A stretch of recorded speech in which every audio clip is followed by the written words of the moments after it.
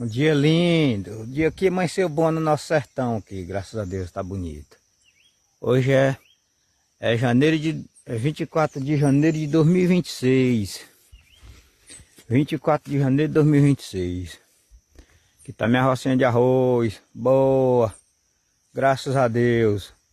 Acolá mais pra frente é só milho, um milharal.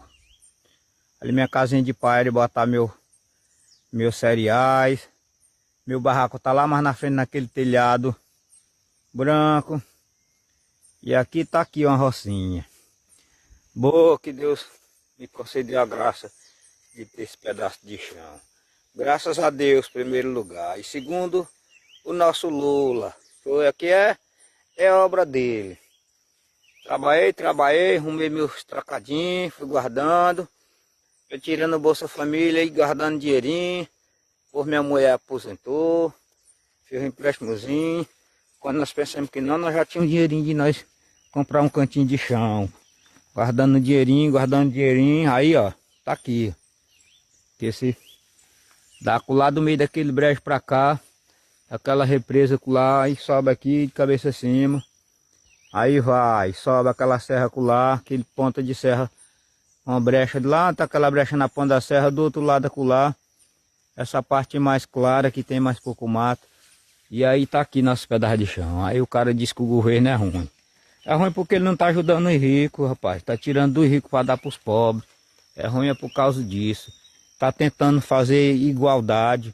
Uma vez eu fui trabalhar para um cabo, aí o meu carro eu peguei uma fita preta de isolante e botei PT atrás. O cara disse que se eu tirasse aquele negócio ali, ele podia considerar com o emprego perdido. E na mesma hora só peguei minha ferramenta e fui-me embora. Pois tá aí, pô, fico com o seu serviço que o homem, quando ele é homem, ele não precisa de patrão não. Meu patrão é Deus. Meu patrão é Deus. E Deus andava era mais...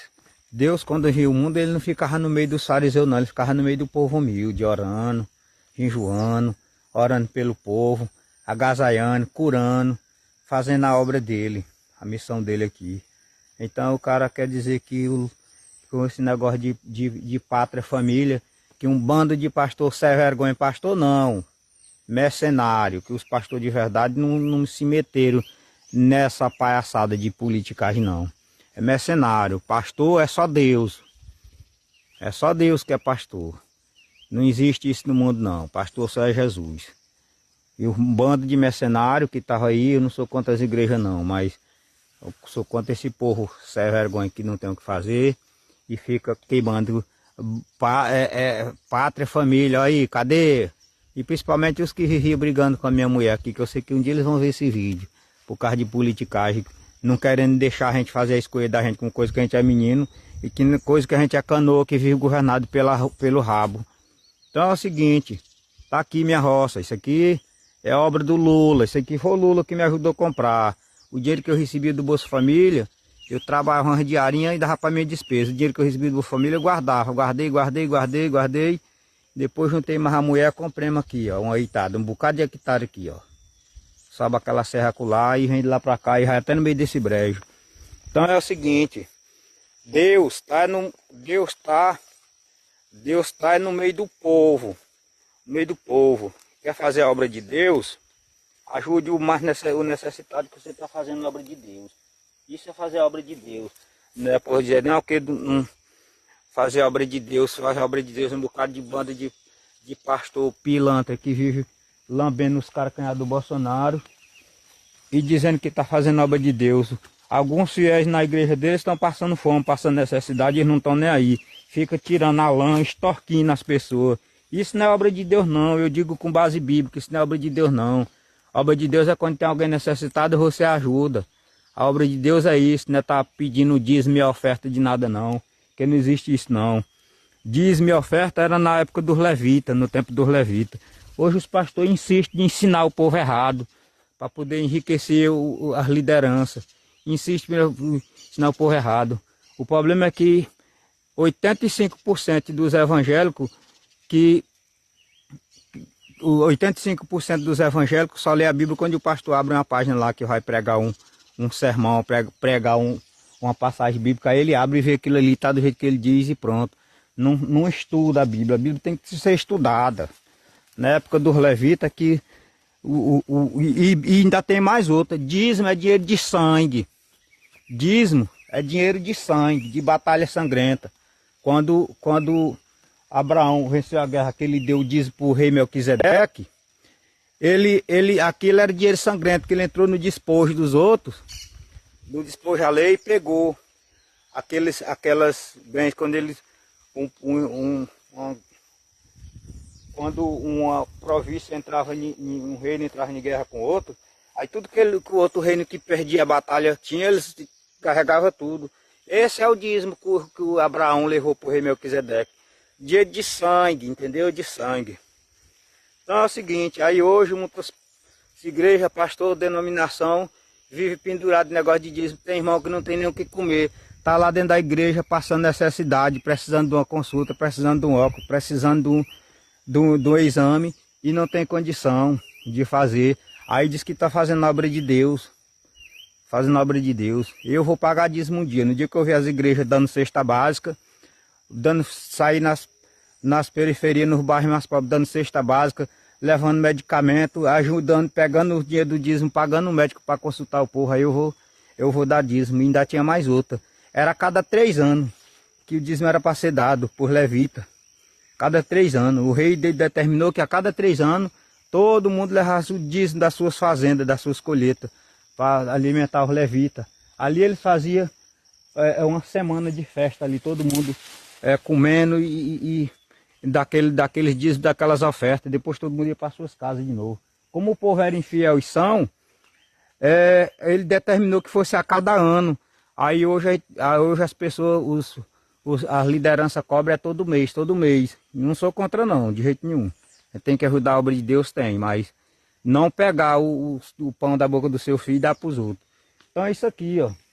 Aí o povo diz, não, irmão Luiz, se tu não pagar dízimo, tu não vai ser abençoado. Será que essa roça aqui não é bênção de Deus? Será que isso aqui não foi Deus que... Será que isso aqui não foi Deus que proporcionou? Onde é que eu tenho condição de manter um legume com a paia verde desse jeito? E é porque eu joguei um inseticida aqui para coisar e começou a amarelar um pouco.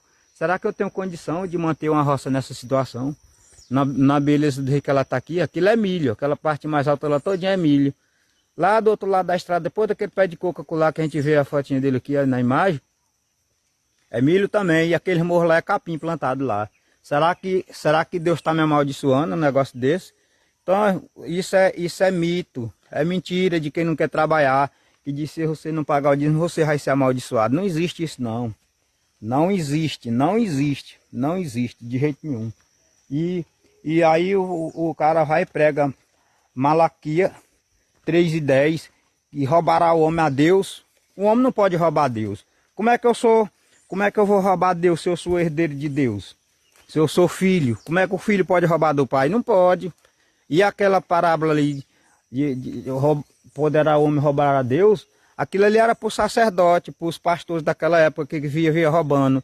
O povo levava as alimentações por levita e eles desviavam o destino daqueles mantimentos, daquelas cestas.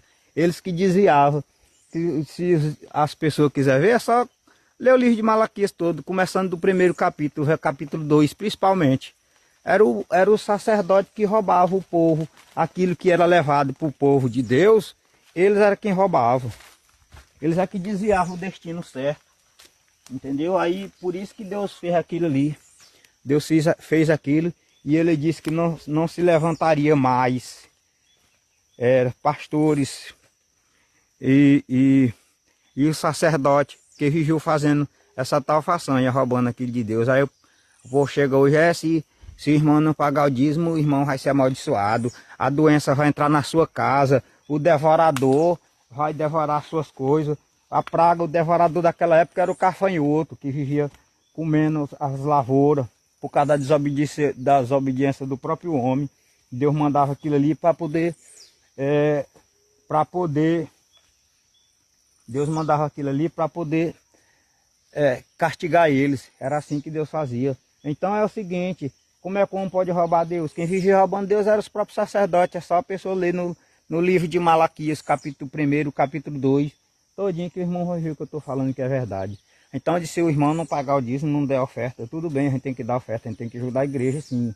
Precisou de alguma coisa, a gente tem que colaborar, faz uma vaquinha todo mundo e colabora e compra. Agora eu pegar meu salário todo mês, pegar e dar para o cabo que tá, essa hora tá dormindo lá, de Cumpariba, lá nessas grandes cidades aí, estão dormindo até 10 horas, andando de avião, de jatinho, e os bestas sofrendo na roça, pegando dinheiro e sustentando o vagabundo. Eu chamo é assim. E eu ainda digo com base bíblica, que é vagabundo, que vive extorquindo os outros. Que vive extorquindo os outros. A própria Bíblia diz que quem não trabalha, todo trabalhador é digno do seu salário. E a Bíblia também diz que quem não trabalha não deve comer. Então por que eu vou trabalhar para dar de comer aos outros?